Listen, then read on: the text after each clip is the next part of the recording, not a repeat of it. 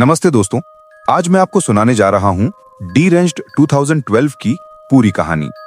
ये एक south Korean thriller है जिसमें एक मामूली फ्लू पूरे देश के लिए मौत का कारण बन जाता है।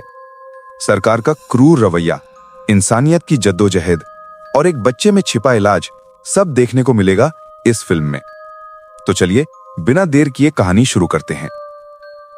ये दक्षिण कोरियाई सरकार का सबसे क्रूर कृत्य था। उन्होंने दिन दहाड़े हजारों नागरिकों का अंधाधुंध नरसंहार किया। कुछ ही दिन पहले दक्षिण पूर्व एशियाई प्रवासियों से भरा एक कंटेनर तस्करी करके लाया गया। जब कंटेनर खोला गया तो अंदर सभी लोग मरे हुए थे, लेकिन एक छोटा लड़का जिंदा मिला। आह वेई और उसका भाई उसे साथ ले गए, लेकिन रास्ते में छोटा भाई बीमार पड़ गया। खांसी और बुखार के चलते वो दवा की दुकान पर पहुंचा। वहीं उसकी लार से वायरस फैल गया और पूरा शहर संक्रमित होना शुरू हो गया। जैसे जैसे लोग बीमार हुए, अस्पताल भरने लगे। आ वेई का भाई खून की खांसी से और बिगड़ गया। डॉक्टर जिन ने लक्षणों और कंटेनर के वीडियो से समझा कि यह बीमारी उसी कंटेनर से फैली है, लेकिन आ वेई डर के कारण सच्चाई छुपा लेता है। जब उसका भाई मर जाता है तो वो टूट जाता है और हंगामा करता है। इसी बीच पुलिस कंटेनर को ढूंढकर जला देती है, लेकिन डॉक्टर जिन को वहां पैरों के निशान मिलते हैं, यानी अंदर और लोग बचे हुए थे। तभी अस्पताल में हंगामा मच जाता है, क्योंकि मरीज बढ़ते जाते हैं और कई डॉक्टर नर्स भी संक्रमित हो जाते हैं। स्थिति बिगड़ने पर सरकार पूरे शहर को लॉकडाउन कर देती है। इस अफरा तफरी में जियाओमी अपनी बेटी को ढूंढ रही होती है, लेकिन वो लापता हो जाती है। सुरक्षा कैमरों से पता चलता है कि वो अकेले सुपरमार्केट चली गई थी। सुपरमार्केट पहले से ही भीड़ और दहशत से भरा हुआ था।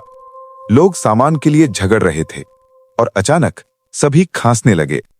एक बूढ़ा आदमी लड़की की ओर बढ़ा, लेकिन समय रहते तोमोहिसा उसे बचा लेता है। इसी समय रेडियो से घोषणा होती है कि सरकार अब शवों का अंतिम संस्कार नहीं करेगी। गुस्साए लोग बाहर भागते हैं, लेकिन निकास पर दंगा पुलिस खड़ी थी। हंगामे के बीच तोमोहिसा ने डॉक्टर किम को भी बचा लिया। फिर खबर आती है कि एक आखिरी उड़ान निकल रही है। डॉक्टर किम और उनकी बेटी वहां पहुंचते हैं, लेकिन चेकिंग के दौरान बेटी की खांसी उन्हें रोक देती है। दोनों को विमान से उतारकर अस्थायी क्वारंटीन क्षेत्र में भेज दिया जाता है। यहां सभी संक्रमित लोगों की जांच, पीसीआर टेस्ट और आइसोलेशन होता है, लेकिन इतने तेजी से फैलने वाले वायरस में यह मौत का फंदा बन जाता है। डॉक्टर जिन फिर से तोमोहिसा से मिलते हैं। अपने बेटे के बाल संवारते हुए उन्हें पता चलता है कि वो भी संक्रमित हो चुकी है। अपने बेटे को बचाने के लिए वो चोरी छुपे उसे सुरक्षित क्षेत्र में ले जाते हैं। इसी समय पता चलता है कि उसी जिंदा बचे लड़के में एंटीबॉडीज हैं। उसका खून निकालकर सीरम बनाने की तैयारी शुरू हो जाती है, लेकिन जियाओमी की हालत इतनी बिगड़ जाती है कि डॉक्टर जिन खुद लैब में जाकर खून लेने की कोशिश करते हैं। लड़का पहले मना करता है, लेकिन बाद में मान जाता है, क्योंकि जियाओमी ने पहले भी उसकी मदद की थी। तभी सुरक्षा कर्मी आ जाते हैं और सब गड़बड़ हो जाता है। जियाओमी भी संक्रमित हो जाती है। लैब में हंगामे के बाद अफरा तफरी मच जाती है।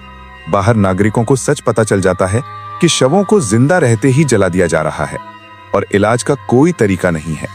गुस्से में लोग बैरिकेड तोड़कर स्टेडियम की ओर बढ़ जाते हैं। इसी बीच आ वेई ये सोचकर कि उसी लड़के की वजह से उसका भाई मरा, उस पर हमला करता है और चाकू से मार देता है। सैनिक आ वेई को गोली मार देते हैं, लेकिन तब तक लड़के की हालत गंभीर हो चुकी थी।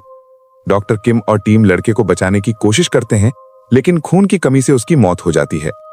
फिर भी डॉक्टर की बेटी, जिसे सीरम का इंजेक्शन मिला था, अब एंटीबॉडीज विकसित कर चुकी है, यानी इलाज की उम्मीद जिंदा है। लेकिन तब तक बहुत देर हो चुकी थी। नागरिक नाकेबंदी तोड़ देते हैं और वायरस पूरे देश में फैलने लगता है। अंत में सरकार राष्ट्रपति से भी छुपाकर गोली चलाने का आदेश देती है।